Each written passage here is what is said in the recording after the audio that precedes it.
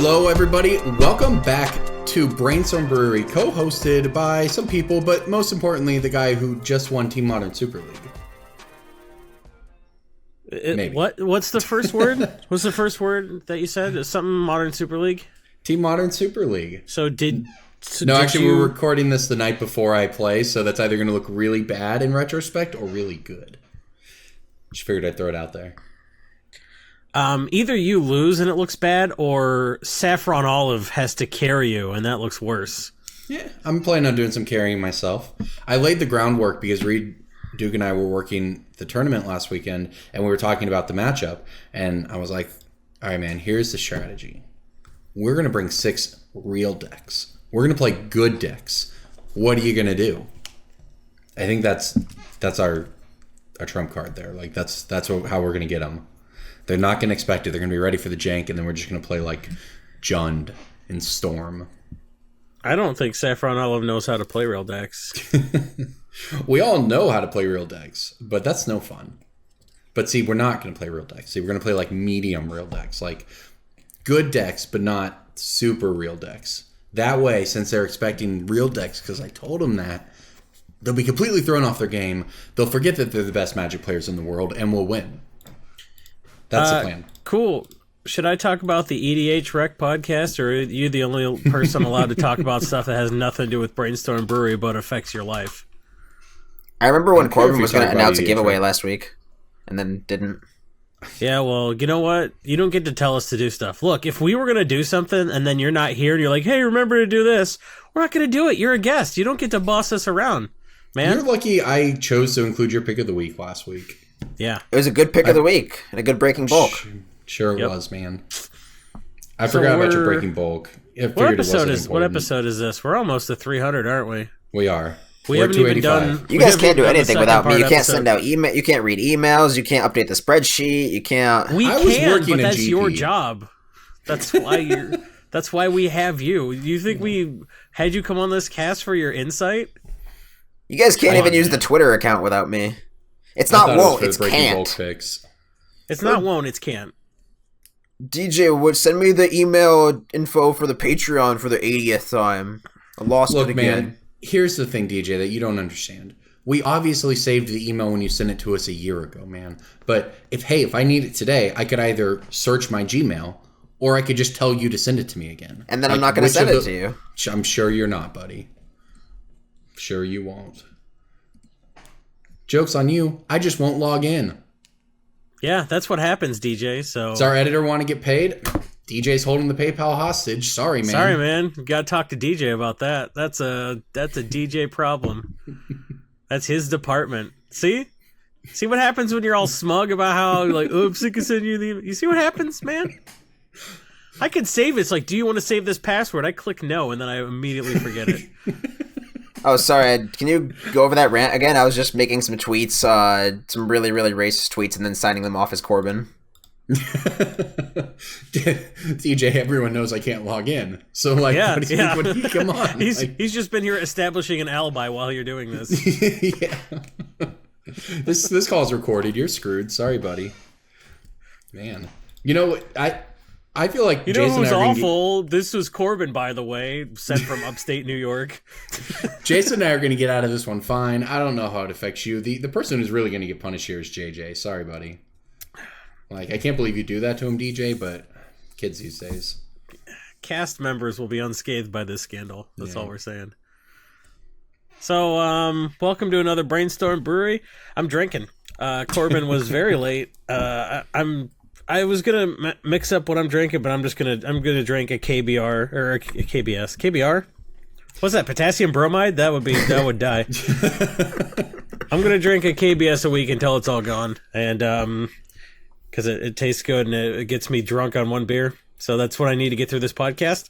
So you'll notice I've got this handsome drinking glass, and you'll also notice that the last 2 weeks I didn't do the Patreon pitch. So at some point in the episode, I'm going to say you should go to patreon.com/brainstormbrewery. That's the Patreon pitch, right? When I say go to patreon.com/brainstormbrewery and give us some money. If you give us $20 or so a month, is it an episode or per month? per month. I don't know, It's Jason. per is it? episode, right? I have no idea. It's got to be per man. episode. There's no way it's that cheap. There's no way it's $20 per month, which is $5 or Goes $4 1 an week episode. without doing the pitch and remembers nothing about the pitch. I was doing a bit. I was doing a bit about it has to be per month, per episode. There's no way it's that cheap per month. But you guys, Okay, I'm pooped on sorry. it. We saw through it. Our listeners wouldn't have seen through it otherwise. My bad. They wouldn't have. They would have been like, "Ooh, oh, he's demonstrating Created value." Yep. Yeah. Good work. Yeah, Jason, I I tried. have a beer that I want to know if you approve of it or not. All right. Is it do you Bud Light know- Lime? No, it is not. They're discontinuing that actually, and they're coming out with Bud Light Orange, I think. Here's what they should do. They should do Blood Orange, and they should call it Blood Light Orange. I believe it is. You've like been saving Blood that Orange since field or since something. that discussion about our token. I'm surprised it took you this long. Oh, the Blood Light? No, I just rethought of it, but thank you for Parallel implying that a thinking, DJ, professional parallel comedian thinking. can't riff. That was nice. All right, it's a Toppling Goliath Brewing Company. I believe it's out of Iowa. Have you ever heard of it? Wow, that's close to me. Actually, I haven't heard of it because a good thing to do in Iowa is drink moonshine until you're not in Iowa anymore. So I don't. Somebody at my store manages a bar and wanted me to get some card sign for them at GP Seattle, which I did. And as a thank you, they gave me this beer that they'd gotten in from there, and it was pretty good. I had the Dorothy's New World Lager. I just figured I'd ask your expert opinion on beer. Well, the thing is, it used to be like, oh, I know microbrews. Like I know both kinds. I know Dogfish Head, Yeah. and I know like Goose just so Island. And many. now it's like there are 7 new ones in Kalamazoo this month, so it's tough to keep up. But Yeah, Speaking it's of expert insane. opinions, let's go to Breaking Bulk, where I have an expert opinion Oh about my gosh, a. we're trying to have a fun conversation. yeah, about you know nice what? You breweries. took a week off. Jesus, man. You took a week off. You don't get to be, oh, I'm itching to podcast. Why don't you let us ease into it? We've been easing into it for an hour and a half because Corbin Oh my was late by God, 90 shut up and minutes. let us talk about beer. Oh yeah, go to my Twitter poll ended 6 days ago. Never mind. No, it's still live. No, it's live now, but by the time they hear this, it will have ended. Yes. That's... Can't you extend it or something? You got to remember that we're in the future. I thought there was a way to like set I the thought I duration. established that up front, to be honest. Yeah. So, go to patreon.com/Brainstorm Brewery. Give us a small amount of money, and you can have access to our Discord channel where you can hear our unfiltered opinions about things and people. I will Mostly personally people. insult you until you stop being a patron, if that's what you want. Also, you can give us more money and you can get better stuff. There's good stuff. We're coming up with new stuff. We're going to do some Patreon. We spend your Patreon money on just merch and then equipment and then giveaways. Do we have a giveaway to talk about, Corbin? See, that's how you hand it off, DJ. We do, as a matter of fact. We hit 1,000 subscribers on the YouTube channel. Thank you, everybody. Which is a pathetically low number for a 6-year podcast. But hooray, thank you, everybody. We've been on YouTube a very low amount of time. Either way, it's great. 1,000, otherwise known as 1/20th of MTG Lion. That guy's been on YouTube since it was created, or before it was created. So I don't feel bad about that one. But we are doing a giveaway. We're going to give out a box of Dominaria to one of our subscribers. So if you have finger blasted that bell, or whatever it is that Jason says, make sure that you keep an eye on YouTube. We'll probably contact you through there. I imagine that's the easiest way to do it. And give out a box of Dominaria to you for being awesome. So everyone else, though, just so you know, we are going to do another giveaway. No Russian bots either. Yeah. If there are Russian bots, they need to be sent to follow Jason, and that's it. But yeah, so we're gonna do another giveaway at 2,500. It will be some sort of master set. We'll see which one you actually want. Yeah, it'll Probably. be Masters 2027 at this rate. Yeah, maybe. I have a bunch of masters of various years floating around my house, so we'll see which one you want. You might even have some choices. It'll be by the time we get to 2,500 at this rate, it'll be Frontier Masters that we're giving away. See what I did there? Oh, I see your poll. Oh, Yeah. nice poll. If I had a nickel for every time I heard that. I would have a nickel, and I would go to patreon.com/Brainstorm Brewery and give that nickel to the Patreon so I could have access to the Discord. That's right. Okay, well, let's finally make DJ happy here, I guess. Let's do Breaking Bulk. Who's ready? Breaking bulk time. Breaking bulk time. Break. Oh, yeah, Breaking Bulk. There's so much good stuff. It's a pick. Breaking bulk. The end. Urza Saga Green Uncommon. Urza Saga Urza Green Uncommon? Correct. Is it a creature? It has no reprints. No reprints. It's the thing that puts a 1/1 counter on stuff? Titania's Chosen? Yeah. Nope. Is it the Yavimaya? No. Green Uncommon. I don't know this. Urza Is Saga. it- This is is the- why we're doing this, Corbin, so you learn. Well, no. Is it the thing dude is, that though, untaps 2 lands? Nope, it's not. Nope. The thing with these sets are, like, I didn't play with them, and I did, didn't cover so them, let me guess. Let me guess so I don't every know the Green card Uncommon in the names. set. Yeah, I don't know the card names, but I know them by art to pick. That's the thing. So when you said no Yavimaya, I'm assuming the thing I'm thinking of is like a dude that gets 1/1 for each enchantment on him. That's not it. It's not Yavimaya Enchantress either. I know what it is. Corbin, you said you know it by the art. The artist is Paulo Parente. What kind of a question is what is that? Did I say I know the artist who Corbin, drew this picture? describe the art. What's It's a big No. beefy. No, Corbin, you can guess it by the art. Then it's a big beefy green dude. He looks kind of alien-esque. He's very strong. He's amplified by some sort of magic, and he's beating up some small red creature. Okay, it's the Gaia's armor. Close, close enough. Gaia's Embrace. Gaia's Embrace. Yeah. Oh, interesting. Okay. This is a 4-mana enchant creature. Enchanted creature gets +3/+3 and gains trample, and then you can pay a green to regenerate the enchanted creature. Oh, yeah, I actually bought one of these last week. Somebody came in with a bunch of old stuff, and I was like, this looks like it could be a thing, and then I looked it up, and it was. Yep. Well, how much of a thing is it? Card King the Bioist is 33 cents. Retail is around 50 cents. Yeah. So this is definitely a card. Again, it's Urza Saga, no reprint, so it's not like you're going to see it in bulk very often, but this is just one of those cards where when you go through Urza Saga bulk and all of the actual $3, $4, $7 cards have been picked out, these are always going to be left in the crapper. Yeah. So all right. Well, I've got one for you while we're on the subject, though. This isn't my breaking bulk, but you brought up Urza Saga, and this is one of the cards I found last week when I was going through this. Argothian Elder. Yep, untap on 2 lands. Untap 2 lands. It's a 4-drop, and it's like actually kind of spiking right now. So not only is it breaking bulk, heck, it might just be a pick of the week. Like it's gone this year from $1 to $2, almost. It was reprinted once in a Battle Royale box set. I think Battle Royale was good luck getting those. Yep. But the thing about that is if they do reprint it, they'll just give it a functional reprint. Yes, because I mean, maybe this is a card that you can like easily jam in a Commander precon. Yeah, but they would just change the name to be whatever plane it's on. No, maybe they don't necessarily do that works. in Commander sets. They don't necessarily do that. Oh, yeah, not in Commander sets, I guess. Yeah, it could easily do that. But like they could throw this in like Battle pick. Box or whatever the but I'm just two-headed giant thinking says. real simple stuff like that, like untap 2 lands. With them bringing core sets back, that's just another avenue to reprint crap like that. But they would be more likely to give it a functional reprint with a new name. I mean, theoretically, this could also go in like the Battle Bond or Battle Box or whatever the set's called, the conspiracy placeholder, because on tap 2 lands you can target your teammate, sort of like how you could like Blossoming Dryad and Ixalan to it, a giant limited, and untap your teammate's land. Yeah. Oh yeah, you could. Untap a Nykthos and a Cabal Cup. And then you get fucking triple hostage takered because that's a fair game. All right, I got one for you guys.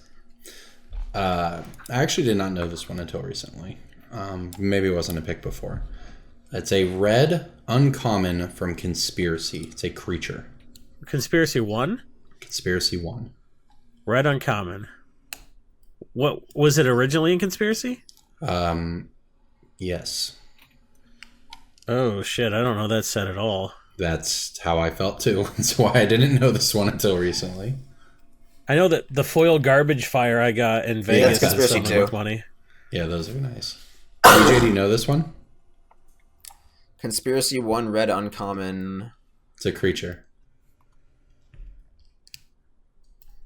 It has dethrone. Yeah, Yeah, I knew it had would have dethrone. I would think in I'm just trying to think of the name of the card. What do you think it does? Has dethrone. Go on. Well, it's We're not gonna get it, man. I don't. It's I know, I'm waiting It's on Marchese's. Nope. This is a matter of pride for DJ, and I'm gonna let him dangle on the end of that hook. I'm gonna finish my beer. Okay. Okay. I regret saying that. I'm not gonna chug this. We can't even see you. You don't even have to be accountable to us. Yeah, but no, I'm accountable to the people who went to our YouTube and they finger blast. Oh, it's no. I know what this is. It's Treasonous Ogre. Mm-hmm. Yep. Conspicuous 30-second silence. I had to think. Hang on, let me think. Oh, I know what it is. I know now. I know what it is. I'm just. Did you hear me my typing brain like at all? No. My brain clicking. I played that. I went through like all the cards I played in my old Marchesa deck. I played Marchesa as commander for like 3 years. Okay, man. Anyways, it is Treasonous Ogre. It's a 2/3 for 4 mana.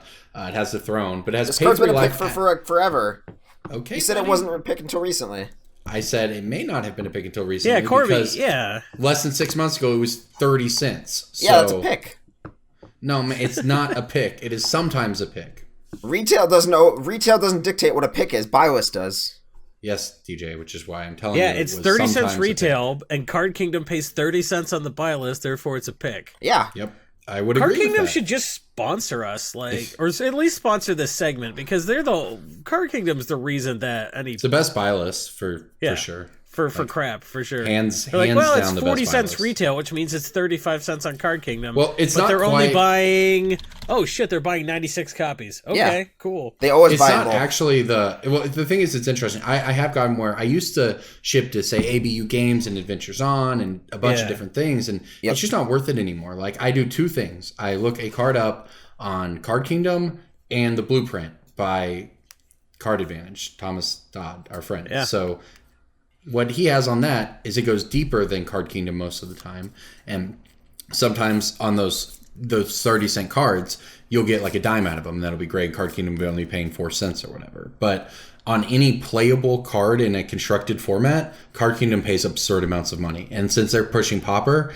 and Pauper prices are spiking right now, they're paying they're just straight paying retail on some stuff, like Mold Drifters I found last week. Like, it's insane. The Pauper is the best thing that's happened to bulk and picking bulk and our podcast in many years. It's been nuts.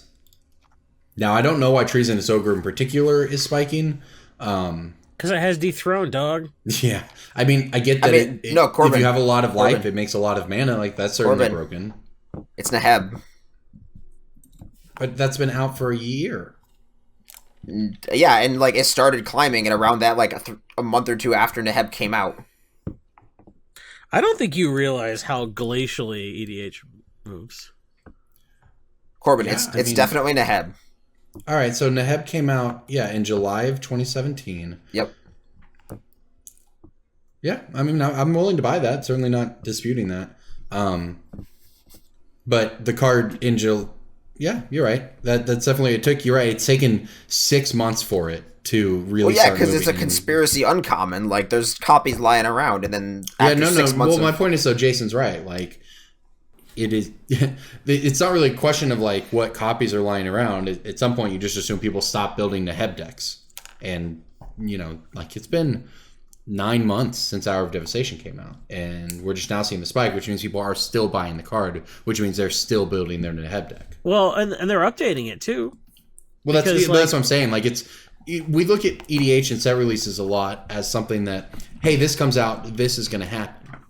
Because that's how it works for modern or standard or whatever else. And on the big name commander stuff, it does even, right? We always talk about the level 1 spikes where this card gets printed and this card is good in it, so it spikes up. Like, say, all the cards with -1/-1 counters from Shadowmoor and Eventide that spiked when we had,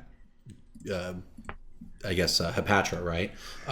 So it's really interesting. Like, we saw all those spike overnight. But here we see a card really not take off until 6 to 9 months later, and it just speaks to the difference between what people are actually playing in their decks and, you know, it's the difference between the level 1 and the level 2 spikes, which is really super, super useful information. Also, I didn't realize Neheb was still $3. Well, also Neheb got better when they printed Italian Immortal Sun. Like that, those are sometimes a card will make you go back and like finish a deck you half built, or be like back together a deck you had, or just like start it for the first time. Well, how did Italian Immortal Sun change it? Like, they're good in the deck, obviously, but that because they're like some of the only card advantage Red has gotten in the past 2 years. Yeah. Okay. I'm also excited for Brawl. I don't know. Are we just not going to do my Breaking Bulk pick then? Is that no? Go ahead. No, why don't you talk about Brawl, then we'll do pick of the week, then I'll do just because my Breaking Bulk. we were on the topic of just talking about bulk in general, and Pauper's been great for bulk. Brawl's going to be great for also bulk. for what it's worth, when I was guessing Corbin's Breaking Bulk pick, the first thing that came to mind when I said Marchese's was Marchese's Smuggler, and that is also a Breaking Bulk pick because it's another red uncommon with DJ just going back here trying to defend himself. All right. I'm not defending myself. I'm just giving people I wasn't a second. wrong. I was so right. I had multiple right things it could have been. Exactly. And I couldn't decide between which right answer. So hey, I mean, the last time I went on this, right. the last time I went on this rant with additional Breaking Bulk picks, one of them ended up being Indulgent Aristocrat, which Corbin then ended up picking a couple weeks later after it had already spiked. Could you be any saltier? I'm not salty. Jason, we need a new Twitter poll. Is DJ salty? All right, I'm gonna make that right now. Hang on. DJ's gonna log into all his fake accounts to vote in your poll. So I was trying to pull you up on Twitter to vote in the last poll when you mentioned it a few minutes ago, and I don't know if you knew this or not, but as I was looking for you on Twitter, just like typing it into search Twitter so it would pull you up and I could click on it, I found a verified account named Jason Alt, and the actual name of the account is @JasonAlt_DJ. Yeah, I just found this too. That's, Editor of the Daily Journal and CPSJ, husband, father, First Amendment fan, Mike Trout fan. #New Gannett, #One Network, @USA Today. Good for him. I just thought it was crazy. I was just like, I'm glad he's not a DJ. I'm glad he works for the Daily Journal. Yeah, I would hate to have fewer Twitter followers than a Jason Alt who's a DJ. He only has 1,200 followers and he's verified. What are we doing with our lives? That's a good question. Dude, I asked, I've got 5,000 followers. They're like, come back when you have a decimal point, you weak bitch. And I was like, whoa, Twitter. And they're like, sorry, we're off to go verify a bunch of Nazis. Literal Nazis. And then they left. I could get verified on Twitter. I just don't. Yeah, because you're a Nazi. Yeah, I was going to say because I have an official position, but yeah, that too. All right. No, I just thought it was crazy that just randomly Jason Alt and DJ was in here. I didn't know if there was some elaborate troll. Nope, it's just some random guy. Well, good for him. Is he from Corbin, Kentucky, too? All right, make your pick. This was originally in Urza's Legacy, and it was eventually in a dual deck. It is a blue common from Is that Urza's Hammer? Yeah, it's Urza's Hammer. I don't know what it is. Fairy Conclave. No. No? That was uncommon, by the way. Oh, you said common. And not blue. Okay, so repeat what it is. There's lots of reasons that's wrong. Repeat what it is. It's a blue common from Urza's Legacy. I hear typing. Oh, I don't know what it is. Blue common from Urza's Legacy. Was in a dual deck. Mind versus Might. Okay, well now I might be able. Let's see here. It's common. Common.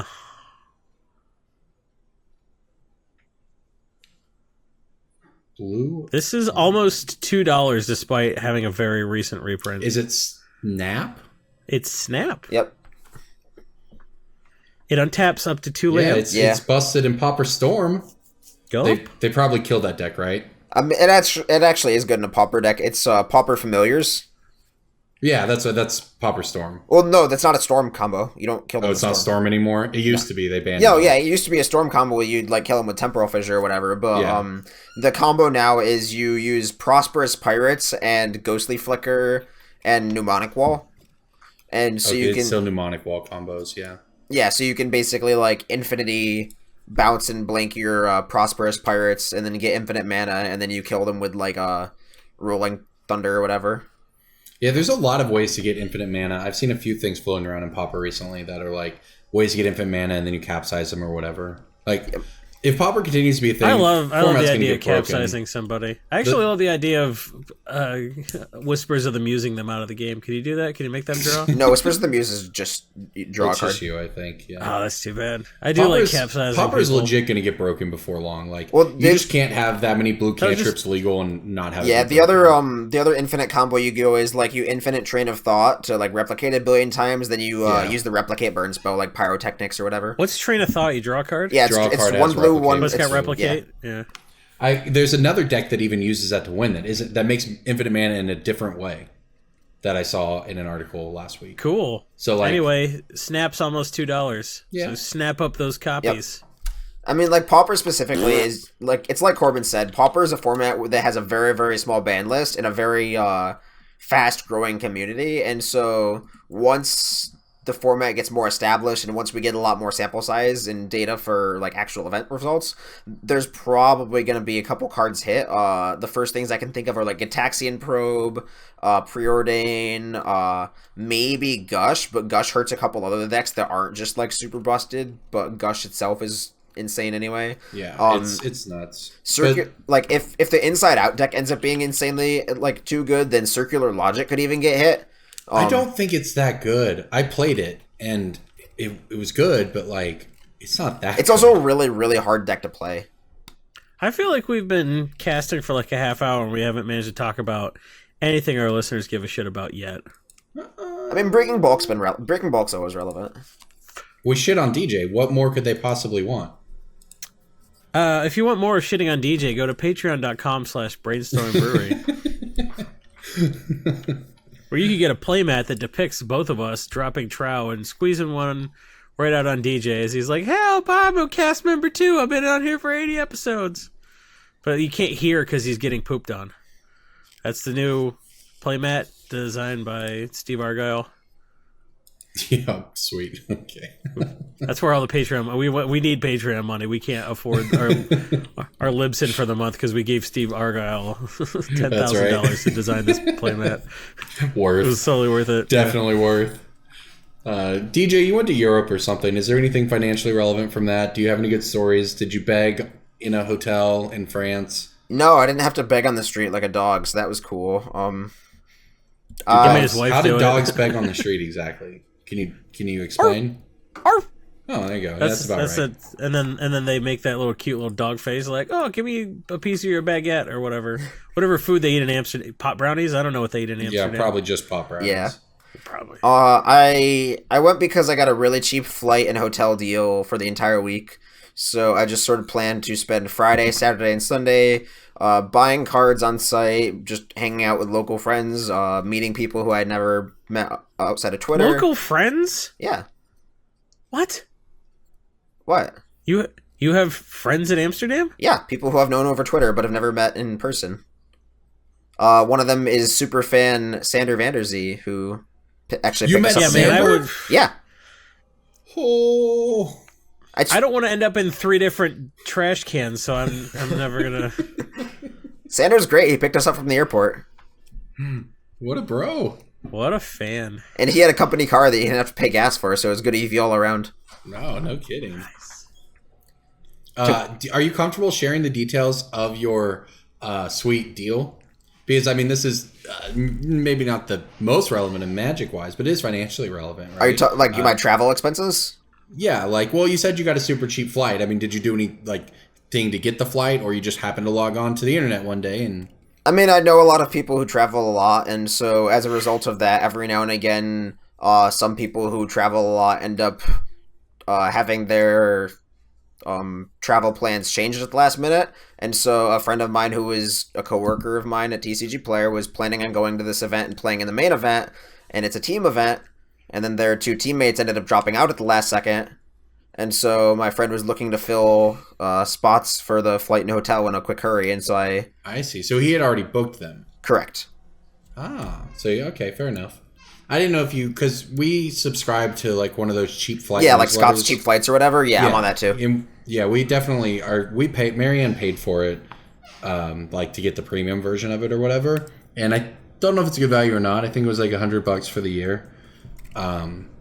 We certainly got very cheap deals. I mean, we went round trip to Italy last year for $450. Yeah, mine was $550 round trip to Amsterdam for the entire week, flight and hotel.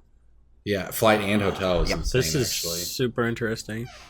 I mean, it kind of is, right? Like, if it kind of is like the extent that you get like cheap flights. That's cool, but you guys are like, well, I paid $350 to go to. Well, sure, but the point is, I mean, I just the point is that like there are some people who like aren't listening or who are listening to this who are like, I can never afford a trip to Europe, and like sometimes you can, sometimes it's within your reach and you don't realize it.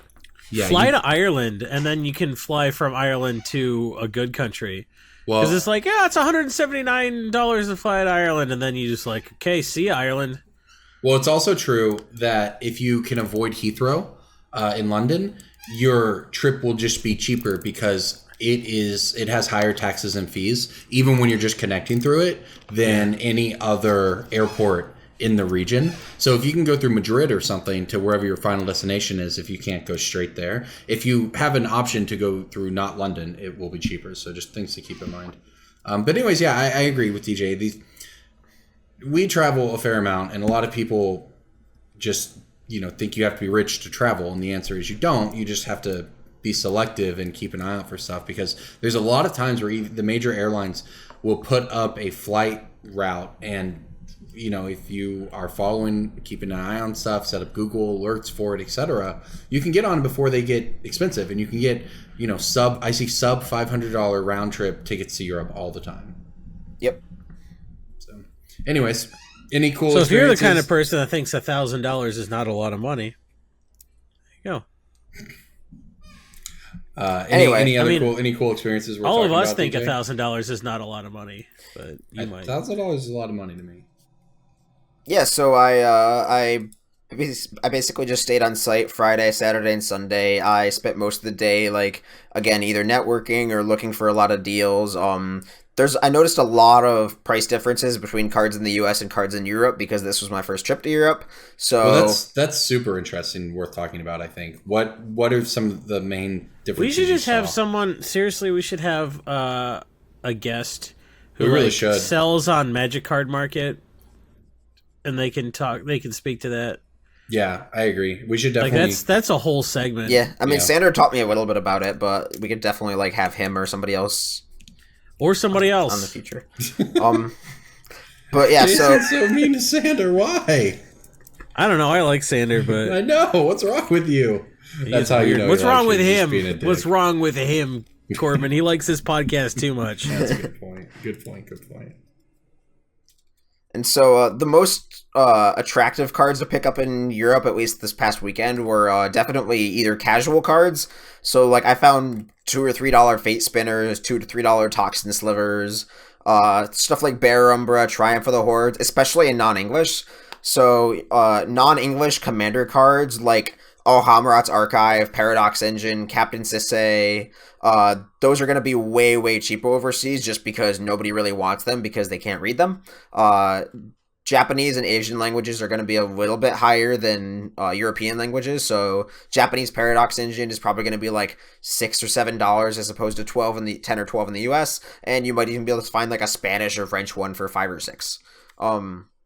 Another hot topic was masterpieces over the past weekend, which we'll go over a little bit more later on in the episode. But I was able to find Soul Rings and Mox Opals for 160 euros a piece. And what are those at in real dollars? In freedom money? Yeah. Around 190? 190, 200-ish. Okay, and how under the current market price is that? How good of a deal is this? I sold a Soul Ring Masterpiece today on TCG Player for 300. There you go. Pretty worth it.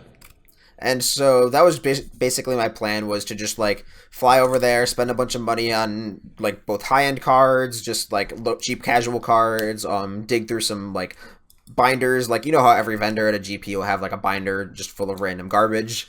Dug through a lot of those binders. I found a lot of good deals. I found a foil.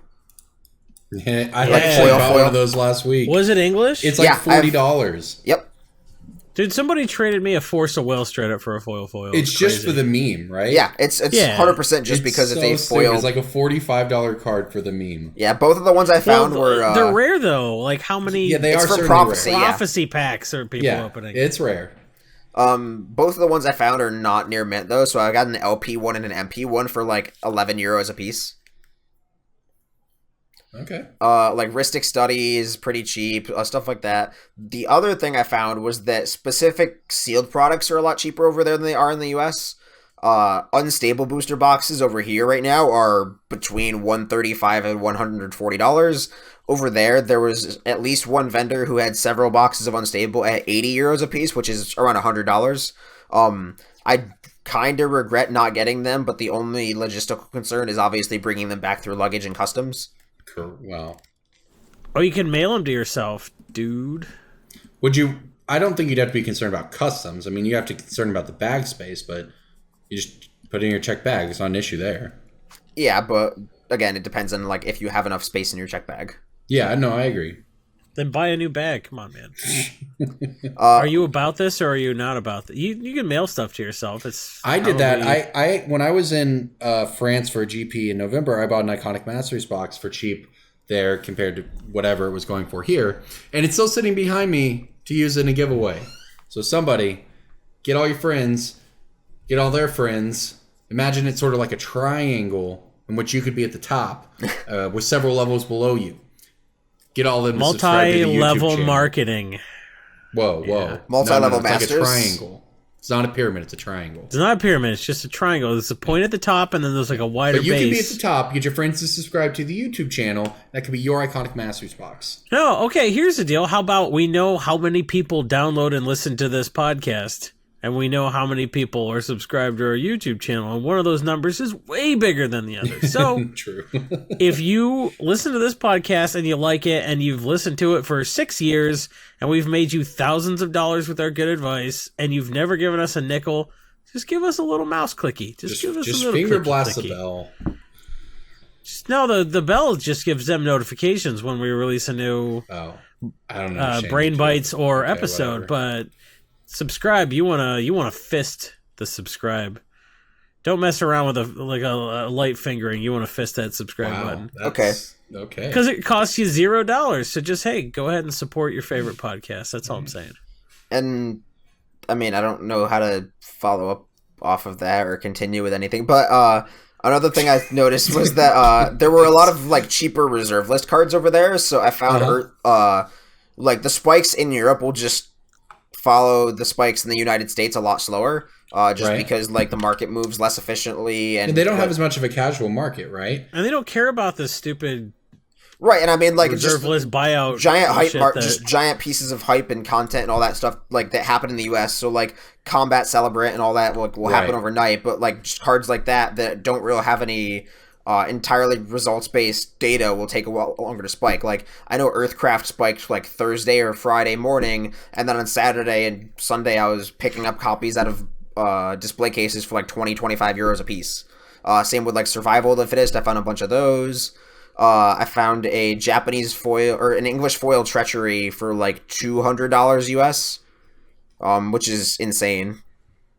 I don't know if anyone knows about that, but... not exactly following the price on... I'm trying to move the Treachery for like 300, basically, or 350. Yeah. Okay, somewhere around there. Like foil Palancron, stuff like that. I think it's really interesting because all the cards you're naming right now are essentially commander cards. And I think that just mostly due to a lack of play space, there's less of a casual sort of community in terms of buying cards, right? I mean, to an extent, yeah. I mean, like, it's not every that table in Europe is super like cramped there. I've been to like F&Ms in Europe that are crammed into like a corner of a bar, you know, like there's not a lot of room to just hang out and play Commander with your bros, right? Yeah, to an extent. Everyone has a small apartment. And I mean, it's not just and everyone's like, got tiny tables and there's espressos all over them. And... it's not that Commander doesn't exist in Europe. It's not like you can walk into an LGS and be like, oh, I'll take all these Ristic studies for $1. Right, of course. But it's just like a subtle shift in how often the cards move over there and how willing the vendors are to adjust their prices to move slightly faster than what they normally would.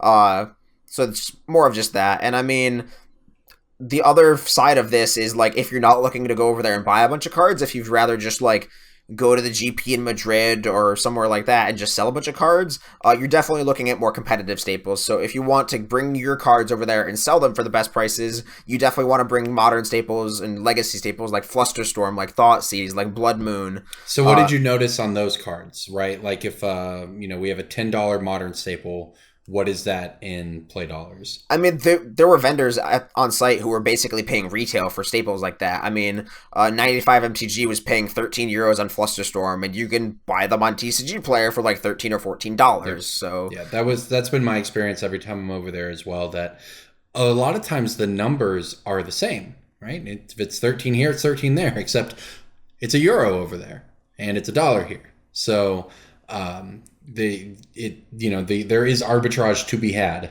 yeah, absolutely. And I mean, something else that's not entirely Magic related, but is still definitely a good piece of advice if you plan on traveling internationally, is to, number one, learn the exchange rate beforehand. So I went in going blind. I didn't really know the exchange rate, but by the end of the weekend, I had downloaded an app that would tell me it. And I was also really good at doing the math of X times 1.23. Yeah, it's pretty easy, honestly. It was a lot worse if some number of years ago in the past 5 years or whatever, when the euro was like $1.40, $1.50. Then you just get wrecked going to Europe. But again, like if you can use that to your advantage if you're, say, selling cards. So yes, if you have a trip to Europe, or I assume Japan operates under the same principles, that sort of thing. If you have the time to spend doing Magic, I usually don't. It's usually like with my family and my wife, and we're not going to go grind a GP. His family and his wife. So you got a separate family. Well, that your wife doesn't know about. I might have slipped out. Huh? JJ, cut that. Leave it in. Corbin's bigamy should be known. But anyways, if you're able to really prepare for it on the Magic level, it can be pretty good for you. Yeah, and I mean, like, the other piece of advice is relating to the currency exchange is to just bring cash in that currency beforehand by going to like your local bank or something like that, because going to an ATM is either A, not going to work depending on what your bank is, or B, they're just going to absolutely destroy you on the exchange rate. And so you don't want to be going to a vendor and like using your debit card and then having a foreign transaction fee depending on your bank. Like, cash is king, just like always. A lot of vendors will take PayPal, but again, PayPal's exchange rate isn't going to be the best compared to just what you'd get with raw cash. So your mileage may vary. The best exchange rate you're going to get is back in America, change into euros. Correct. And don't bring more than 10,000. You can always get a good exchange rate at home. If you make a mistake and you don't have it or whatever, the other piece of travel advice there is do not ever under any circumstances exchange money at the airport. If you have to do it at the airport, you wait until you are out of the airport, right? Until you are at the curbside where you need to get an Uber or a taxi or whatever and find the one closest to there. Because the first exchange booths you hit coming out of your gate are going to be the worst exchange rate possible. So they will put it inside you. Don't do it. I learned that one on my first trip to Mexico or something a long time ago, so a lot of travel finance tips. Did you fly to Mexico? Yeah. I think I was going to Mexico City for a GP or something. Oh, so you saved a 5-hour drive. That makes sense. What? I think that's like a 30-hour drive. To Mexico from Oklahoma? 5 hours barely puts you past Dallas. Like, Houston's 8 hours away. San Antonio is like 6.5. All right. Let's find out. Texas is big. You drive slow. I get it. Yeah. Also, I don't want to drive through Texas and Mexico. That cannot be an enjoyable drive. I wouldn't want to go to Mexico. Why would you go to Mexico? For work? I'm going to look it up, though. You brought it up. Now I want to know. Yeah. How far of a drive is it? Anyway, closing note while Jason and Corbin learn how to use Google Maps. It's 22 hours. Jesus. That's like from Michigan to Florida. That's pretty crazy. Yes. So, anyways, you got anything else from the trip, DJ? I'm glad you enjoyed it. Glad you had fun stumbling around. Yeah, I mean, like, any recommendation. I'm glad this got to be the whole podcast. Shut up. Any recommendation for any travel you do for Magic, like if possible, save a day or two to like actually enjoy the city, because I spent pretty much all of Friday, Saturday, and Sunday inside a convention center, but then I had Monday and Tuesday to run around the city and just enjoy the sights and hang out. That's the best. That's the actual best advice. That's the one that I wish I had. Did you take your wife with you? No, but we probably will next time. You're garbage. How did she feel about that? She was fine with it because I have a stable and happy relationship with her. That was good. Turn that back around on him. Nice work, DJ. And I mean, Marianne doesn't go with me. I don't take my wife anywhere either, but like... I couldn't get Marianne to go to Hawaii with me. She's like, What? This is a quote. Hawaii's okay, but I only have so much vacation time, and I really want to go to Ireland next year. Yeah, that's because your wife has red hair and... She's Scottish. Her family is Scottish. It's not even... Yeah, but exactly, Ireland, those are her people. She's like, oh, what SPF do we need? They're like, you'll be fine. But she goes to Hawaii, she will catch fire. Yeah, I mean, that is true. You might as well put an apple in her mouth when she gets off the plane. Like, she's done. Also, I mean, this is probably less useful piece of advice depending on how many Grand Prix you go to a year. But it's actually Grand Spray. But Grand Prixes. Grand Prix Eye.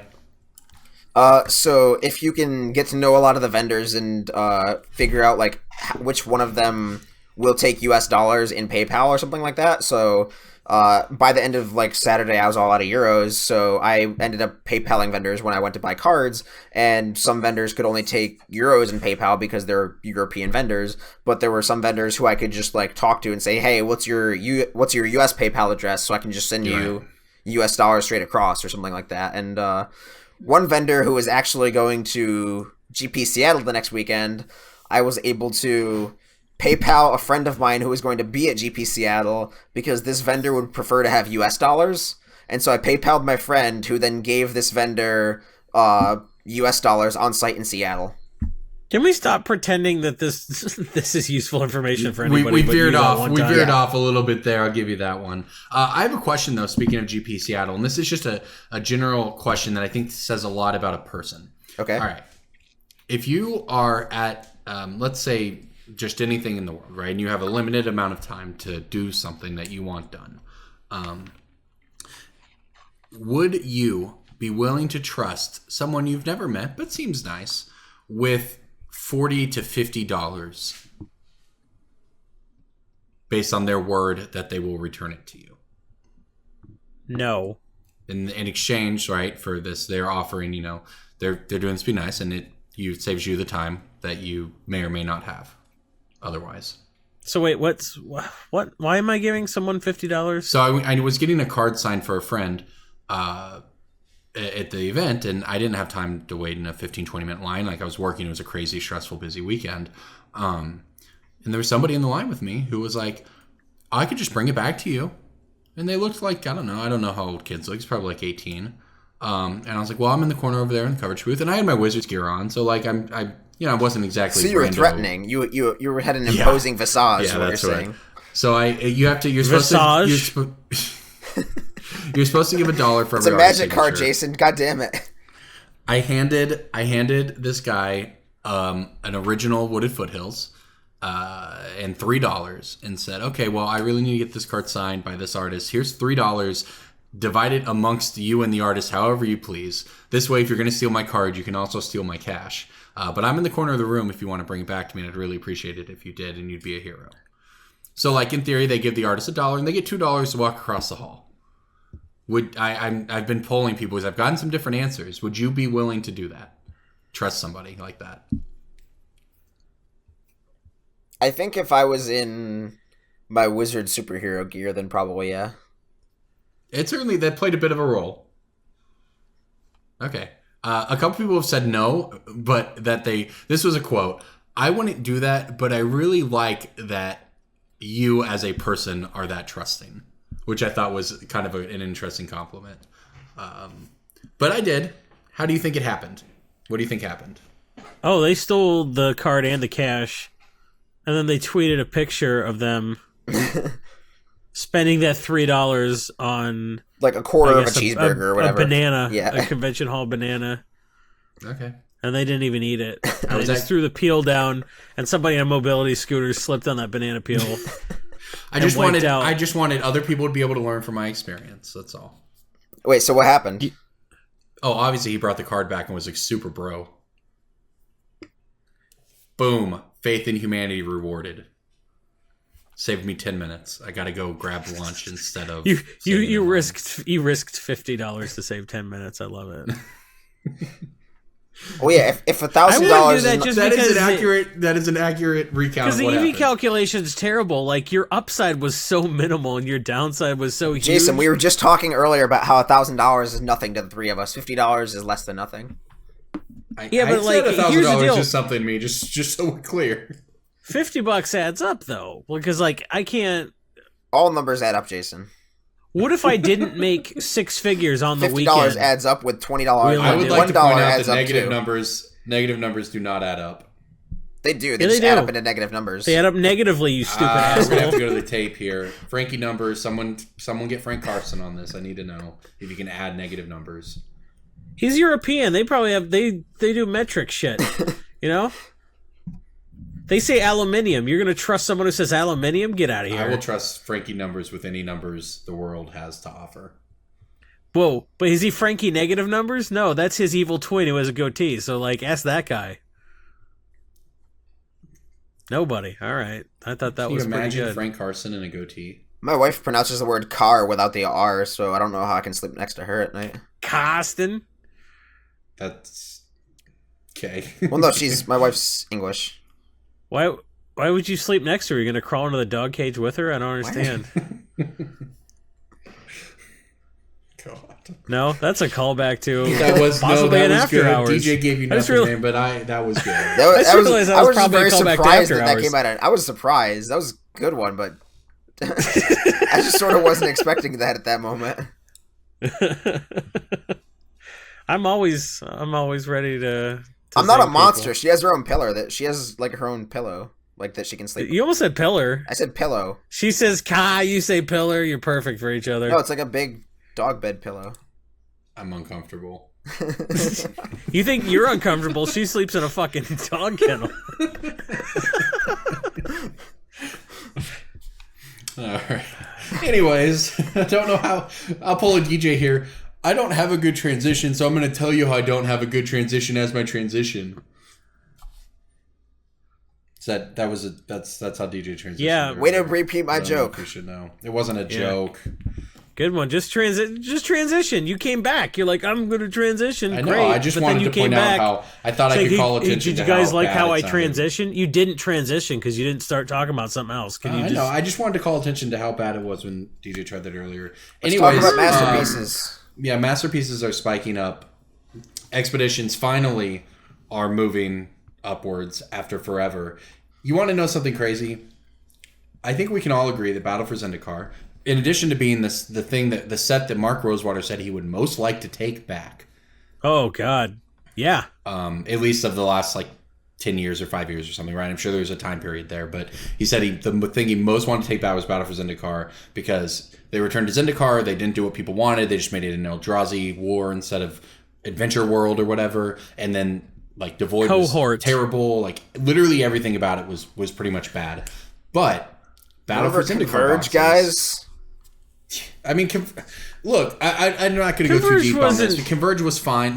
The idea of colorless versus colorless matters versus color matters is that's possible. That's a worthy space to explore.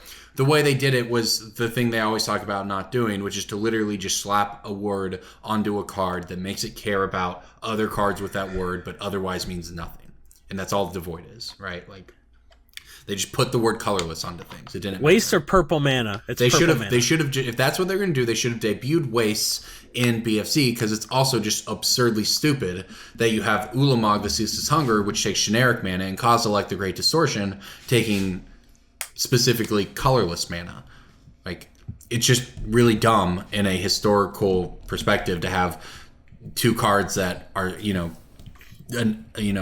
comparable to each other. Anyway, just not be. So that's the set sucks, but the boxes are actually worth money. More so than a lot of other boxes in recent memory, even from sets that people liked. Is it 100% because of masterpieces? Yeah, It's got to I can't be, think right? anything else. It's got to be. It's the fetch lands, and Scalding Tarn is like $300 now, and Ancient Tomb spiked, and all of these are going up, and it has all the shock lands. Like there are, let's see here, 1, 2, 3, 4, 5, 6. Well, the 7, lands 9, have got to 12, be the 12, best 13. ones. There of are all 13 expeditions in that set, almost half of them over $100. And you get, I think it was, I don't remember exactly. I think it was like 2.5 a case, right? Yeah, It was like 2 per something case. pretty I generous. think. 2 per case. I don't remember if it was 1.5 or 2.5, but regardless, let's say it's two per case, and it adds up onto the box, and just the chance of pulling something like that will really sells boxes. So it's just fascinating. I think we're in an interesting spot now that they haven't done masterpieces in a year, more than a year, I think. I don't remember. That we're able to look back at them, and now with some historical data. I wonder when the next time they're going to do them is. I mean, if not for, doing them for Dominaria would have been made sense. At the same time, so much shit in Dominaria, though. It's like, we help. have these sagas, we got all the new stuff, we got a million different legends.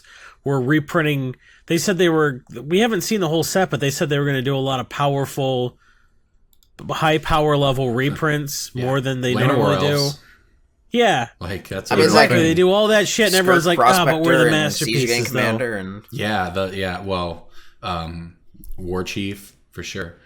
Gilded Lotus. Yeah, Gilded Lotus. I mean, maybe I actually was talking to somebody about that. I guess it wasn't that good when it was in Standard the first time around. No, that but card the card is garbage.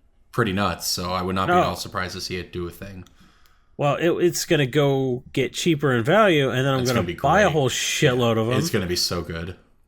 That's my pick of the week for every week. Just buy Gilded Lotus. Just seriously, if you do one thing in MTG Finance in 2018, seriously, if you do one thing in MTG Finance in 2018, wait till we're at peak supply for Dominaria when everyone's like drafting it, and like watch the price crater. And as soon as that price stops going down, take $200, $100 if you can afford. If you can't afford $150. Buy Gilded Lotuses, sit on them for 2 years. At the very least, buy your play set, right? Like, I mean... Yeah. And the thing is, your play set's one for EDH. Gilded Lotus is sort of in the, I would say, the Cyclonic Rift category, where it just doesn't matter. Like, on a lot of these reprints... yeah, it's an immortal card. Yeah, a lot of these reprints were like, man, it got reprinted. Yeah, it's nice it'll be cheaper, but okay, whatever. We'll see what happens. It could get printed into the ground. Yeah, I mean, like Cyclonic Rift, Path to Exile, Eternal Witness. Eternal Witness is another good one. Guys, remember how Eternal Witness was like $3 last year? How it's back to $7. Yep. Jesus, is it really? Yep. Yeah. Swords to Plowshares is one of those cards that they're determined to print it so much that it might actually go down. Like, Swords to Plowshares shrugs off reprints. They're like, we printed Swords to Plowshares 9 times in 2017. And they're like, all right. Yeah, we did it. That's enough. Yeah, you did it. That's how much you have to do it. And what's crazy about these cards, and I know DJ wants to plug his article that he wrote on TCG Player about it a few weeks or months No one's going to read it, though. It was very good, actually. But the crazy thing about something like Cyclonic Rift to me is not that it holds... Like, it's one thing if it holds value. Like, the card gets reprinted and ends up more expensive than before the reprint. Like, they just actually can't print it enough to keep up with the demand. Well, yeah, it is the second most popular card in Commander ever behind Sol Ring. So, like, every time they print a new cycle of Commander decks and there's not a Cyclonic Rift in there, and at least 2 of the decks are blue, then that's 8 million more Cyclonic Rifts that are needed to actually play. So where does Gilded Lotus land on, like, EDH? I think it's in the top... hang on, let me look at it. I think it's in the top 20. Cards by color, colorless. I want to see what... Because for the last printing... It's in the top 10 artifacts. It was It's the 9th most popular. Yeah, there you go. Artifact. Yeah, it was in Magic 2013. 35,362 decks, or 15% of all decks in EDH Rec. Yeah, that's nuts. 1 in every 8 decks on EDH Rec has a Gilded Lotus, or 1 in every 7. Yeah, and it's just so. I mean, it's just so easy. Every single year, at the beginning of the year, it just spikes up a few more dollars, and it was $13. If you can buy these at $2 or $3. Yeah, well, that's what I'm looking at. It was It was under $3 when it was printed, and it hit $2.50 at the low. And it's 13 now. So that's what I'm saying. Like, it just doesn't. Yeah, it doesn't matter. You just buy it. Buy Gilded Lotus. Which one's 13? FTV. I'm looking at the Magic 2013 version. Market price on it's $12.83. Huh. The FTV one is like 17 median. It looks Jason, like. I know we keep talking about how Card Kingdom is great and all, but don't use them as a reference price for actual retail value of cards. Oh, that must be the pre-sale price for Dominaria. Yes. That's why it's Yeah. because the 13 version's only like $8. On where? Where are you looking? Card Kingdom. Oh, they have it listed at 8. Yeah. well, But like the because of the Mirrodin reprint. one's more. Yeah, I mean, like, I'm talking about the price before it got spoiled in Dominaria, obviously. I mean, the market price is $12.83. It's obviously going to drop because it's getting reprinted. So we'll find a new, happy midway point for all I the kind of like versions the of new card. art better, as scandalous as that is. I don't know. I don't have much of an opinion on those things, but Well, I normally don't care. it doesn't. I don't know. It seems like it doesn't. It's got usually lily change that pads, and much I of the think it should price. have lily pads. Like, you hear Gilded Lotus, and you're like, yeah, it's got to have lily pads. Sure. The line between the rules text and flavor text really bothers me. I might Wait, you try don't to get like it? 0 cards. I don't like it. Oh, dude, I think it looks so good. Ugh. Maybe it'll grow on me, but for right now, I'm sort of like, yeah, I'm a big boy. I can handle, like, I can figure out that the perfection of the Lotus reminds me of my hopes for this world isn't fucking rules text. I think I can derive that from context. I'm a big boy. I can handle I just think it looks really clean. Your flavor text can help you cast the spell.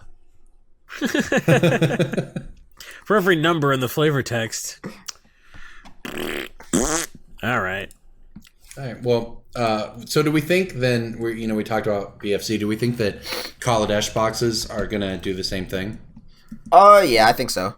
Yeah, I think so, What was too. in Kaladesh? I mean, like, Mana Crypt that's- and Soul Oh, Ring. yeah. Yeah. The That's where the right. good ones were. Aether Now, the thing Vial. the thing about, say, Battle for Zendikar is that there's actually just nothing in the set other than Ulamog really worth much, right? Gideon's like $10. Sure. Oh, Drana? Drana's like Is it $2. I mean, really? it is a card worth money, but yeah, most expensive things obviously Ulamog, and then Gideon, and then Drana's $5. Yeah, I thought Drana was 5 or 6. Oh, really? Void Winnower $2. 3, Dragon Master Outcast 3. That's one of those that I've been holding for a long time. Hope that one goes back up. It's never going to be 10 again. But for what it's worth, it also has creature lands in the set, like Shambling Vent is played in Modern and so on. But Kaladesh, I think, anyways, unlike BFC, actually has just much better cards, right? Yeah. You have Chandra, you have And it's Torrential got Gearhulk, EDH you have stuff. Fast Lands that'll always be relevant, you have Panharmonicon.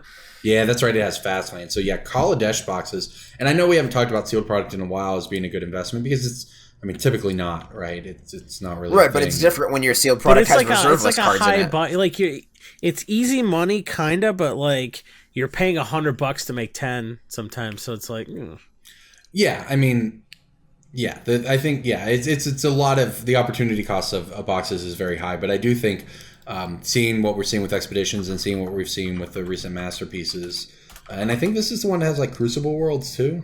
I think Crucible's Aether Revolt. It's Aether Revolt, okay, but regardless, yeah, the fast lands plus Chandra are going to be enough that this box actually just has good value. And Panharmonicon. Panharmonicon's in the set. Yeah, this set is Smuggler's Copter. The card's actually playable in Modern. So anyways, yeah, it definitely seems like these boxes are going to hold up well. Also, Inventor's Fair. I would really like them to go back to masterpieces, honestly.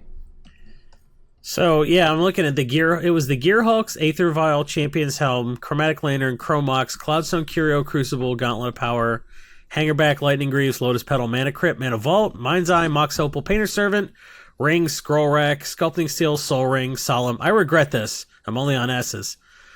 Static Orb, Steel Overseer, Sword of Feast and Famine, Sword of Fire and Ice, Sword of Light and Shadow. So those are some pretty solid inventions. I really hope they bring masterpieces back. I think they feel like they got kind of burned on them, and that they did them too much, and now they're doing them too little. I think if they do it once a year. Yeah, and I mean, to be fair, we don't know that they're doing it. I mean, we're not that far away from Hour of Devastation, obviously, but it seemed like they also made Standard very cheap, which was the point. Like we went, it wasn't that long ago, we had $700 Standard, and now we have $100 Standard and $150 Standard. Also, it is worth noting, if we go to our good friend dawnglare.mtg or whatever, mtg.dawnglare.com, expected... It always sounds like you're saying Dong Layer. I specifically enunciated it, and you still criticize me. So. I hear Dong Layer in my head. Well, that's on you. Okay. What is... I want to live in a Dong Layer. The expected value of a Kaladesh box, counting inventions, is $60 TCG low. The expected value of a Kaladesh box without inventions is $24.63 TCG low. Yeah, I mean, low is not a good metric. It's a good metric if you were trying to sell cards. I want to know what the market price is, so that's all. TCG low and market price are very similar. Like, they're pretty much identical. Sometimes not. I mean, like, and when we're talking about a box... Sometimes they're $80 different, Hopes Corbin. No, I mean, but when we're talking about a box, it's just... They can be pretty different. I mean, Dawn Glare only uses cards worth $1 or more, so that might be where your problem lies, but... No, I mean, just like, low doesn't account for shipping ever. Right, so that's a thing, and... So it can, like, somebody can list a card for whatever low, but then have a really expensive shipping price on it, and nobody now does the that. Entire, yes, people have. There are people who always get into the system and try to game it. It's just not a good metric because of that. Like, it doesn't work because they include shipping, but people, they still try. Like, you still see that, or it's just not a great metric. Market price is the only metric that should be used for cards that are in normal supply. Nah. I mean, that's fine. I've just been talked out of feeling good about Kaladesh boxes. Yeah, fair enough. I mean, it's, to be fair, it's not like we're saying go buy Kaladesh boxes. We're just talking about... Is that not what we're saying? Compared to... Well, the opportunity cost is real even if you think they're going to hold up, you know? Also, the expected value of Aether Vault's higher. It's like, those are in Standard, you know? The interesting thing to me there is that BFC rotated from Standard, and the boxes are going for 100 plus. Hey, what does Dongler say about BFZ? Very similar to Kaladesh. $60 with it's actually lower. So if we go by TCG low, like Battle for Zendikar Counter Expeditions, the expected value of a box is close to $40. The expected value of a BFC box without expedition is $12. 11. 12? Oh. And yet they're going for $9,100 online. That's because it's not about EV; it's about availability on eBay, right? It's about a lot of different stuff, right? I mean, I'm looking this up again to double check some of this work. Yeah, I mean, here's one that went for 80. Some podcasts, like if they do a segment like this, they research it beforehand.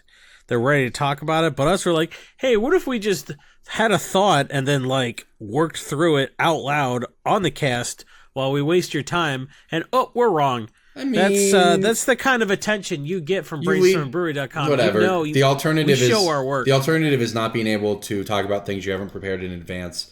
And I'd rather not restrict ourselves in that way. We show our work here on this podcast. We're not going to like have a thought and then dismiss it and then never tell you we had that thought. But yes, there are a bunch of boxes that are going for $90 and $99, and yes, on eBay, sold listings. Is that completed listings?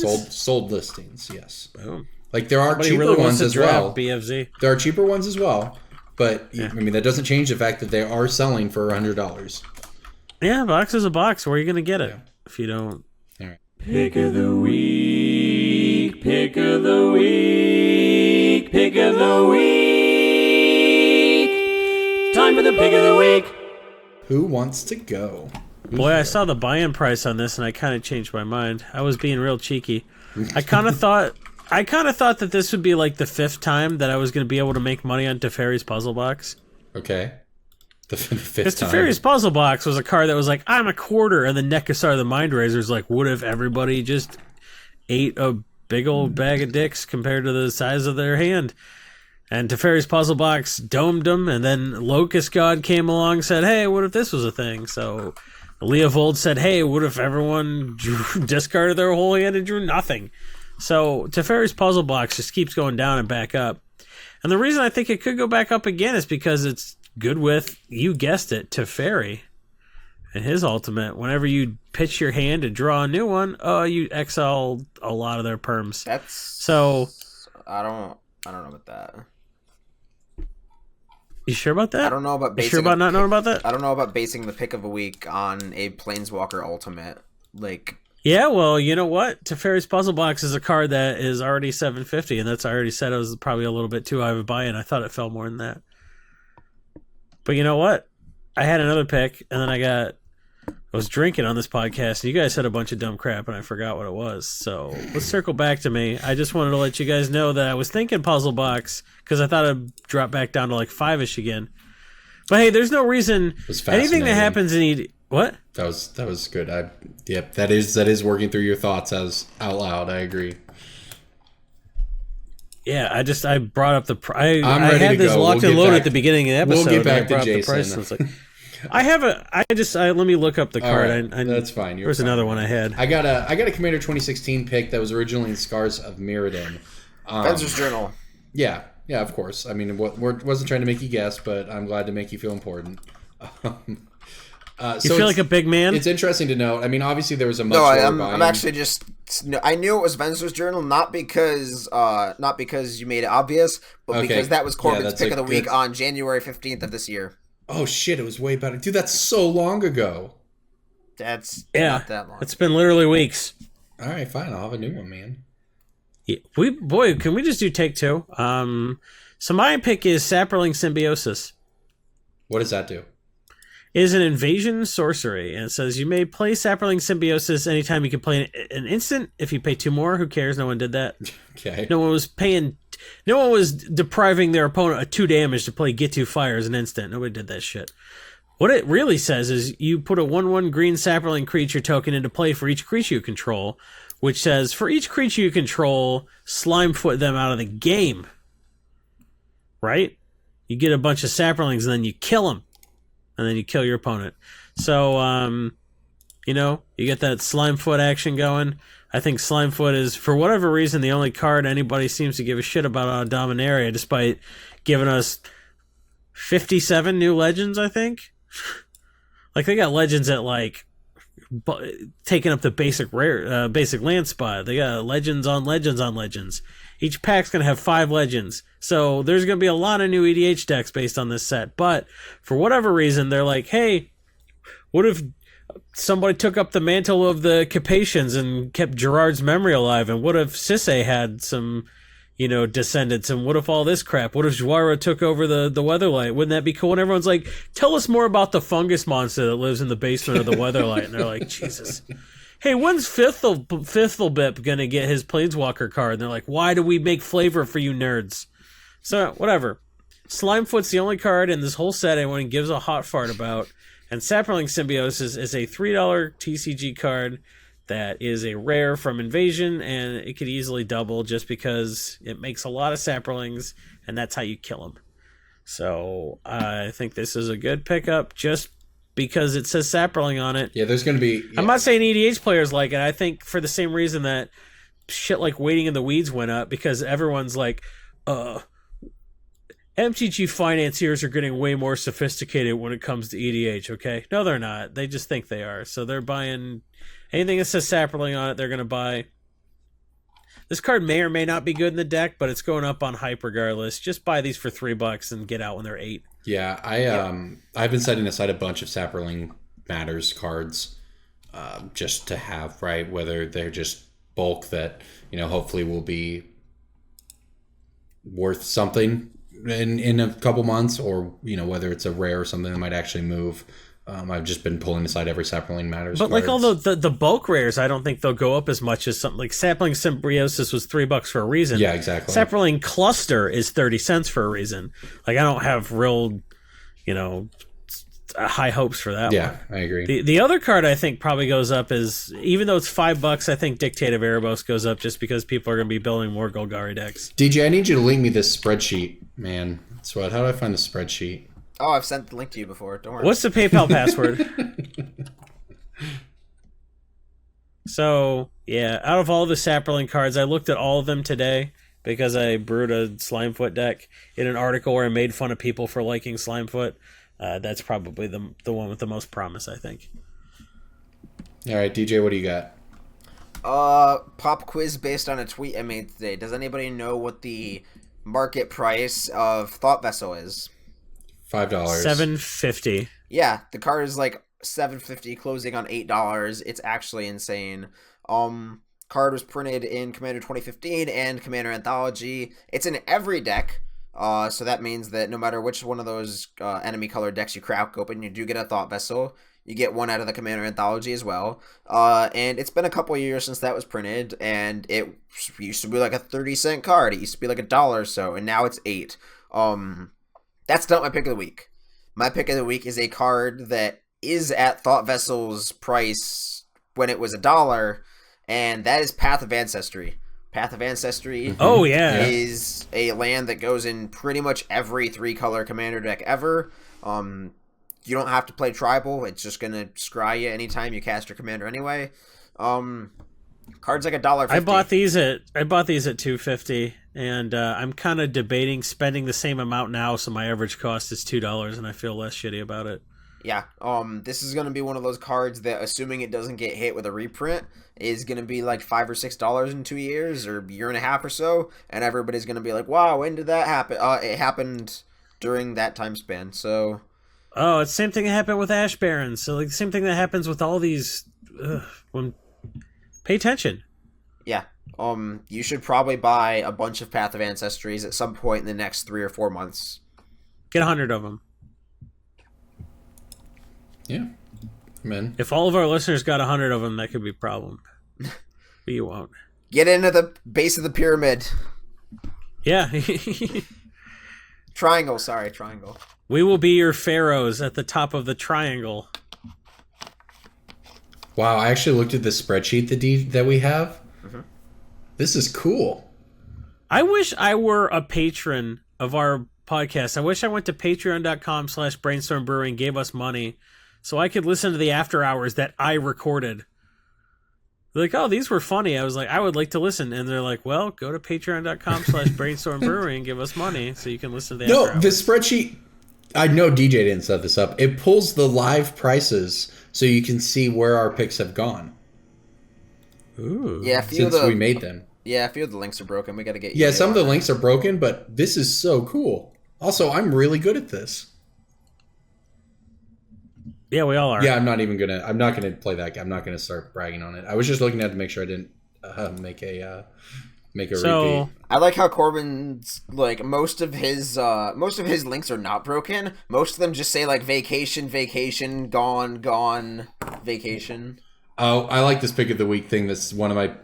There was some pick of the week where none of us had one for what it's worth. So I don't know what happened there, but it says my pick of the week was Cheez-Its. Yeah. Nice. So what tier do you have to be at to have access to that spreadsheet, which is magical? $10. $10 an episode? A month. A month, man. There's no way it's that cheap. It's got to be $10 an episode. That's only $2 to $2.50 an episode. That's insanely cheap to have access to that spreadsheet. Yep. All right, I've got my pick of the week here. Are we still doing this? Yeva, is it Yeva or Yeva? I assume Jason would know here, or correct me if I'm wrong. No, I'm not a nerd. I don't give a shit. So this card is actually impressive to me that it was worth money. It's from, I don't even remember what set it's from. M13. M13. Yeah. It was like $1.52. As of a month ago or whatever, right? And that's impressive because it was a giveaway for something. I don't think that it was in an intro deck like Talrand and Krenko. Sure. Like, I just know that despite being powerful, the card was just bulk forever because of the fact that there were just extra copies on the market. But it has climbed over the past year to about $2. Well, it's getting reprinted in Elves vs. Inventors, it has the new frame, and it's basically bulk right now, right? It's actual bulk. So you will almost certainly be finding these in bulk, and it may take a while. Do you think it can go back up to $2? Well, these dual deck reprints sometimes matter and sometimes don't, right? And if you consider the new frame for the Legendary, the fact that it was already climbing, and the fact that, at least we think, Dominaria is going to bring players back into the game. I mean, we're seeing, and there's more excitement for Dominaria than any set I've seen in the past several years, I think. Maybe since going back to Innistrad. Yeah, but if they quit, Dominaria is going to get them back in. They weren't playing EDH, and that's who's buying Eva. But they will eventually play EDH, right? That's why it's the pick of the week, because they're like, people get back into Magic, eventually they end up in EDH, right? So if we just think that Dominaria, and based on this, Modern in specific, the absurd jumps we've seen in card prices here that weren't reprinted, and the fact that Standard has been fun again, and the fact that Dominaria is bringing people in, etc. I mean, it certainly seems like there's a possibility for a lot of new players. We also, obviously, Arena is a thing that is now out of the closed beta. It's into the, well, I guess it's no longer in D8. It's still in closed beta, but that's a thing coming along.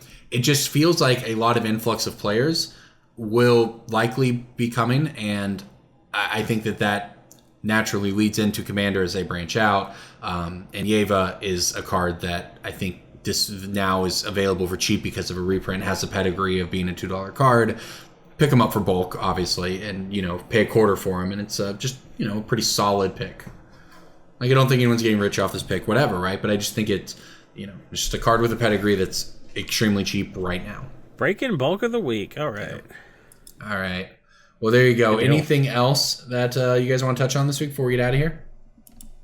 I would go off on a nice rant, but JJ's just going to cut it. So sounds good. I guess there must be an after hours coming, because last week everyone's like, "Hey, Jason didn't talk much on the cast." I did a good 10-minute rant that just never made the episode. It is confirmed actually going to be after hours.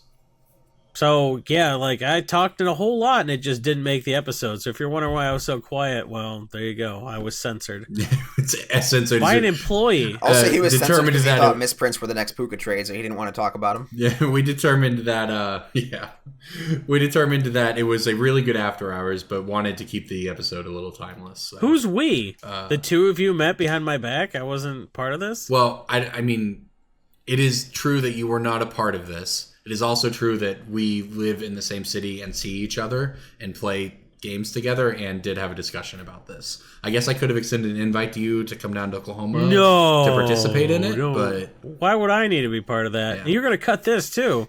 This is going to be after hours, me talking about how it's after hours. So, you know what?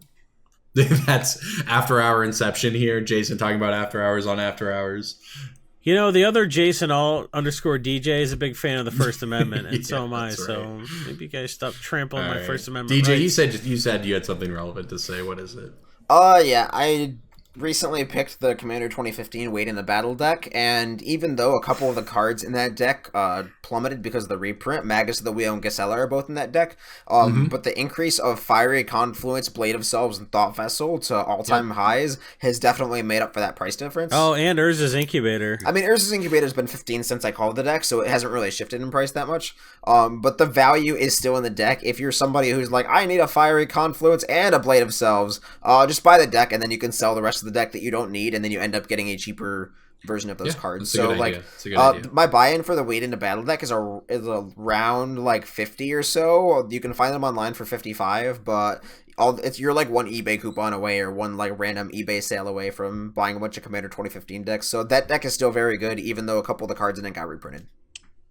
You can even find those in stupid Targets or Myers or because what happened was all the Toys R Us, all that inventory went somewhere. So some of the old stuff is going to backfill some of those other stores that are still stores. So you're going to notice some of that old Toys R Us merchandise is going to make appearances other places. Whether they just rip open the packaging and jam it in those plastic boxes that they have at Target, where it's hey, 4 crappy event decks for $30 or whatever. But some of that stuff's going to be make appearances, and I think for whatever reason, I'm seeing like Commander 2015 start to pop up at my local Meijer and Target. So like, be on the lookout. Like I bought all of them are good at like MSRP. All those Commander 2015 decks are. Was it 15? The Azuri one's not great.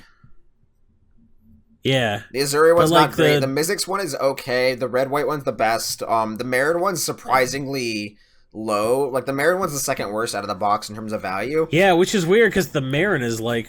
it's the best deck to play out of the box, but it is the least valuable. It has a lot of good cards. And the white-black one, which didn't end up playing that well, has actually got a lot of valuable cards because of like all three of those commanders ended up being playable. That's the Daxos one, right? The Daxos one's okay. Yeah, Daxos, Karlov, and...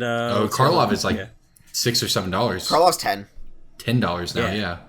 The Daxos one has Karlov at 10, Karmic Justice at 8, Phyrexian Arena at 8, Thought Vessel at 7, Lightning Grave even Soul stuff Ring. like... Even all like the bulk rares all kind of like got back up to $1, so it's like Sigil, the Empty Throne, and stuff like that. All that adds up real fast. All right, I want to ask. I know we're running late here, but and it's relevant because you brought up something like, say, Thought Vessel. Okay, we look at Thought Vessel. The card's obviously going to be reprinted in another commander set. Will it matter to its long-term price? Maybe, maybe not, right? But it's clearly going to get reprinted based on what the price is and how popular it is. Is it? Because they seem like they want to invent something new every year. I mean, maybe, but like this sometimes is also they do. a card that just gets jammed into a master set at common, like Ash Barons. Well, Ash yeah, Barons that's what I was thinking. Yes. It seems more like so this is my point. It's something that, but in the meantime, the price is just going to go up. How do you guys approach the decision of, if I hold on to this card, the price will continue to go up? On the other hand, money now, right? Because I've actually been encountering this as I've been picking a bunch of Legends stuff, because I'm finding a bunch of Legends cards and they just keep going up. And it's basically the same thing with Triumph of the Hordes, right? With these cards that just continually go up, and when you find them, you're excited. Or, let's say you go buy that deck and you have an extra Thought Vessel out of it.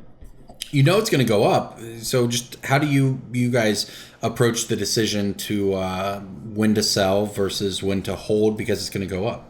Well, I mean, those are two different questions. Corbin, those are two different questions. Like, Legends cards are, a lot of those are on the reserve list, and so there's no real downside to holding them. Correct, You can hold a Gwendolyn, you can hold a Ramirez. No, but he's the question he's asking, and to me, I don't think there's a right answer, because either something feels worse to you than the other thing. Either there's the, oh no, I sold it too early and this went up more, feels bad, or oh no, I just ate a big old reprint dick, feels worse to you. To me personally, holding something too long because I was lazy and it getting reprinted doesn't feel as bad as selling too early. Interesting. Okay. Because I obviously went the other way. Personally, I would just, I'm sort of like, I watched so much stuff go up because I was lazy, and I was like, oh, I was going to buy list that, and then I didn't, and haha, it doubled. So that feels good enough that occasionally it's like, oh, held that too long. That doesn't feel that bad because I've had so many wins just by holding stuff for too long. So see, I get when anxious. I sell stuff too early, I get anxious, like, and that's remember I flipped all my fetch lands for like 25 rather than well, you flipped them the for a refrigerator. That doesn't work that well. Yeah, in that case, you obviously it was a little different, but with these Legends cards, right? Like I just have a bunch of them. They just keep going up, and they're on the reserve list. Like I don't need the money, but at the same time, it just could that money be put to better use? I don't know. Anyways, I know we're late in the show here, so it's... Yeah, but that's sort of like, it's just like it's like a break glass. I am pretty much always a fan of selling anything at retail all the time, unless it's something that's really primed to spike. Yeah, because you can flip that money so many times. Yeah. What's better, sitting on a Gwendolyn and watching it go up $15, or using that $40 to buy something, turning it into 50, turning that into 65, turning that into 80? Yep. And then you made 4 times as much money just by having that money accessible. Yeah, this is a really, the conversation, there's a next level to it though, right? Whereas if the opportunity cost, like if that money is not going to be better put into something, right? Like if... Why wouldn't it? You diversify, right? You have a diverse portfolio. You got your safe at some point holds, you just...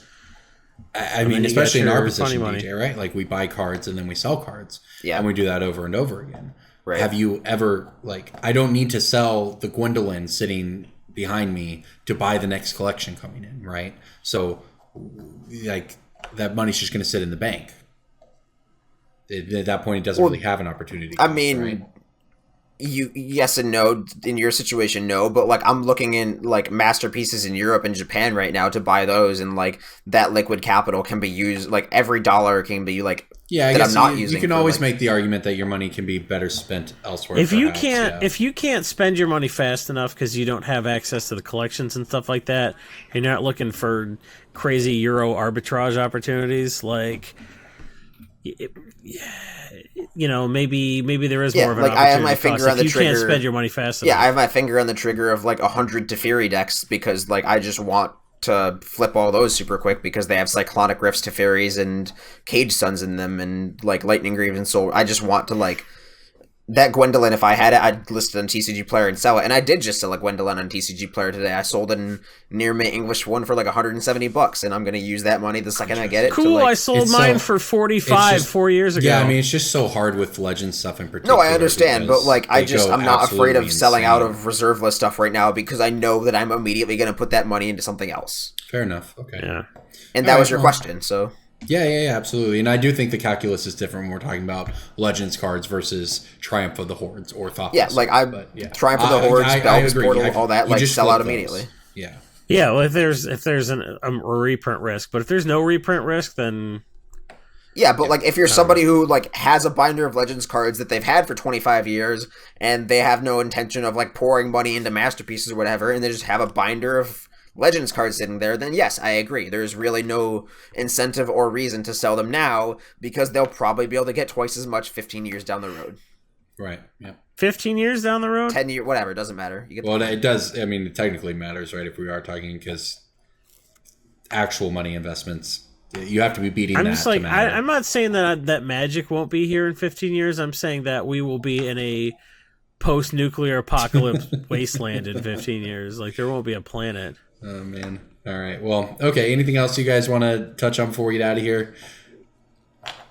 All right. Visit Corbin and me at Hartford.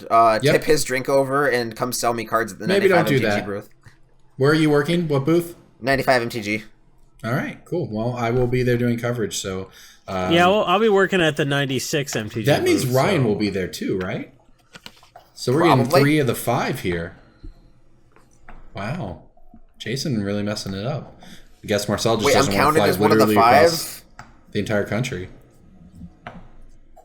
Why would I want to go to Hartford, Connecticut? Yeah, there's no reason to want to, actually. I'm sorry, I just offended our 3 fans in Hartford, but... Corbin, did you just count me as one of the 5? People who have been on this podcast, yeah. That didn't say you were a host. I see. Good effort, though. I was just double-checking, making sure you were on top of your game. Yeah, keep trying next time, buddy. Maybe one day. Anyways, everybody, that's it. Brainstorm Brewery. Thanks for listening. Root for me on Team Hour Modern and 42 Super League. minutes of recording later. Hey, Jason, remember when you and I were on at like 10 o'clock at night? Ban Deathrite Jesus, Shaman. that was so long ago. Ban I hate Deathrite you Shaman. so much, Corbin. Ban Deathrite Shaman. I don't know if it's